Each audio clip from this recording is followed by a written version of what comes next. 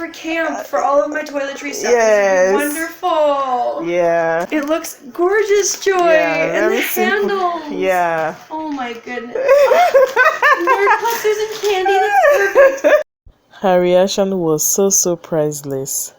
Hello everyone, I welcome you back again to my channel, and in today's video I'll be showing you how I made this cute makeup bag. And if this sounds like what you love, kindly watch to the end, and please do not forget to subscribe, like, comment and share this video. So here are the materials needed and their measurements. I already have my materials cut out: the fabric, lining, interfacing, zipper, the cutouts for the ends of the zipper, and of course my straps. The first thing I did was to attach my interfacing on the wrong side of my fabric. I trimmed out the excess. I did the same thing for the other piece, and for the straps I just folded in about half of an inch on the first sides, then I folded it into two.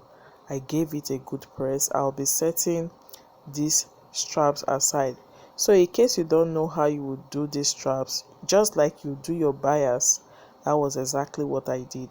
So you need to fold it into two to hide the raw edges. Okay, so this is ready, this piece is ready. I did the other one off the camera. The next thing I'll be doing is to align all the pieces, that's the two linings and the two fabrics, and the reason for this is to cut out the corners. So if you want your purse to have a very nice shape, you have to do it this way, and in case it's confusing, please rewind. Okay, so I'll be marking 2 inches by 1.5 inches on the 4 corners of these pieces. So after marking it, I'll just be cutting the corners out.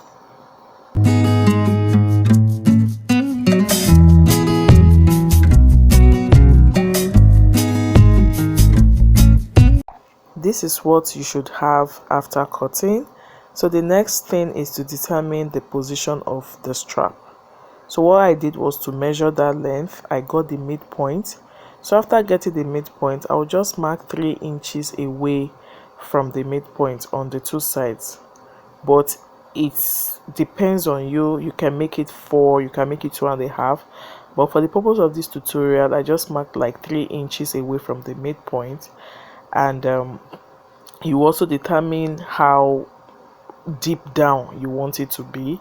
So you can choose 1 inch or 2 inches. So I think I used 1 inch. Okay, then after getting that, I went ahead to stitch down the straps. Remember, at the beginning of this video I only just ironed the edges, but now I'm just stitching on the edges so that it will be kept in place.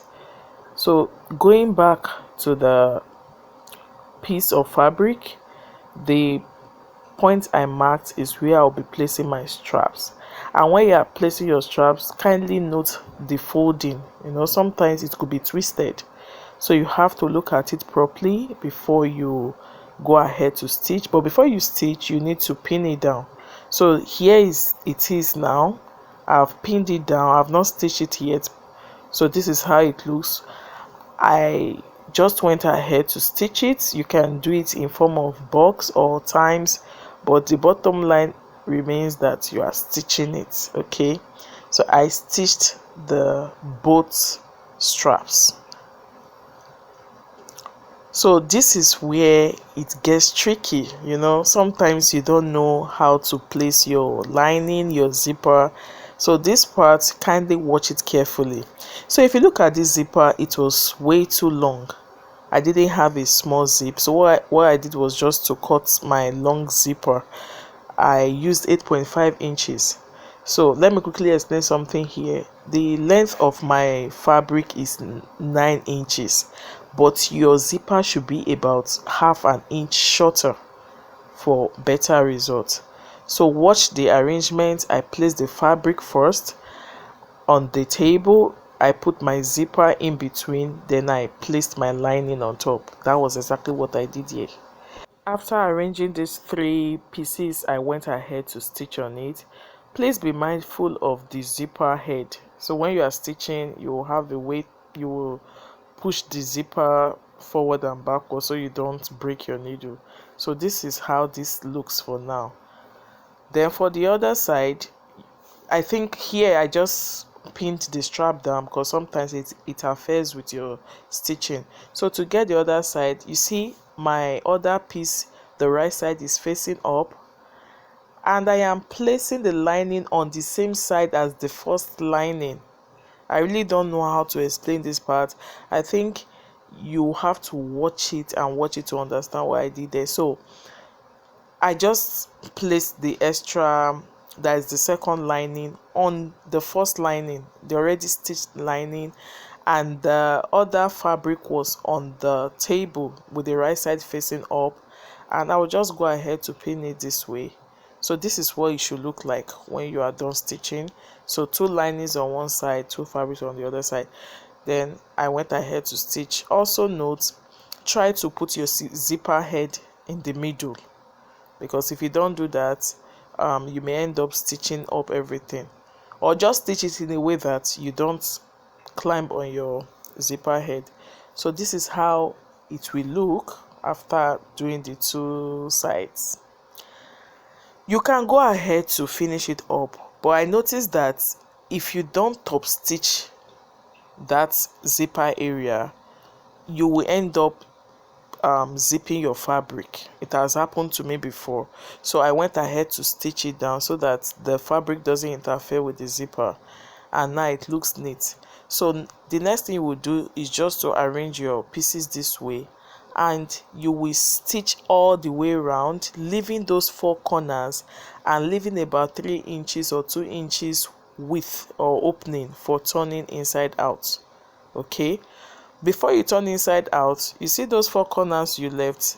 This is how you will arrange it. You will arrange it like this. Make sure the seams are kissing, like they are facing each other, the four corners.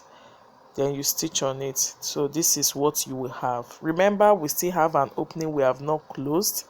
So on that lining, the opening is there. That is where I would turn this whole purse inside out. So from that opening, I just turned it to the right side. Okay, you can see that this is just like a magic. When you are making it, you sometimes you are unsure of the result, but it's almost done. So from that opening, I just turned it inside out, and it's time to close it. You can close it neatly with your sewing machine, or you can even hand stitch. After stitching, our cute purse is ready. So you can actually play with the measurements. If you want a bigger size, you can multiply the measurements by maybe 4 or 5. If you want a very small size like a cute mini purse, you can also reduce the measurements. This cute makeup bag was made for my friend. She loves it so much, and it really gladdened my heart. I believe you learned one or two from this tutorial. If you did, kindly give it a thumbs up, and if you are yet to subscribe to this channel, please do not forget to like, comment and share this video. Thanks so much for watching, and I hope to see you all in my next tutorial. Bye.